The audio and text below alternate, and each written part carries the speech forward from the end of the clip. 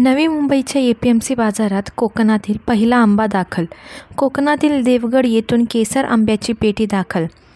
यंदा पावसामुळे बाजारात आंबा दाखल होण्यास उशीर झाला असून दरवर्षी फेब्रुवारीमध्ये आंब्याचा सीझन चालू होतो, यंदा मार्चमध्ये होणार आहे। बाईट संजय पानसरे, आंबा व्यापारी।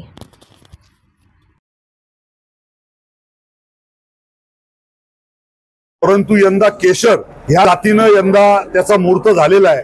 वाघोटन मधले एक शकील मुल्ला नावाचे प्रगतिशील शेतकरी आहेत देवगड तालुक्यातले, त्यांनी आज ही आंब्याची पेटी पाठवलेली आहे आणि येणाऱ्या 8-10 दिवसामध्ये त्यांच्याकडे जवळ अशा 10 ते 15 पेट्या आहेत। ते आता येत्या 8 दिवसामध्ये त्या सुद्धा पेट्या मार्केटमध्ये विक्रीला येतील। आणि यंदा जर हंगामाचा जर आपण विचार केला यंदा कोकणातल्या हंगामाचा, तर गेल्या वर्षी जवळजवळ 90 दिवस शेतकऱ्यांना हंगाम मिळाला होता, परंतु यंदा तो 60 दिवसाचा हंगाम मिळणार आहे।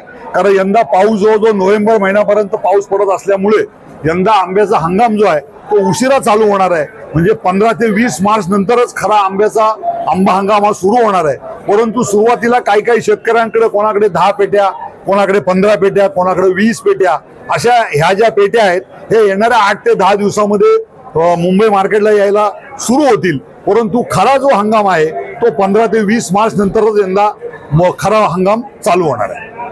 किती रेट आहे सध्या 5 पेटी? आता आज एक 5 डझनाची जी केसरची पेटी आलेली आहे तिचा अंदाजे रेट 15 ते 16 हजार रुपयाने पेटी विक्रीला गिराईक भाव भरेल असा आमचा अंदाज आहे। आणि मग जो काय भाव नक्की होईल तो आम्ही शेतकऱ्यांना लगेच त्वरित कळवून टाकू।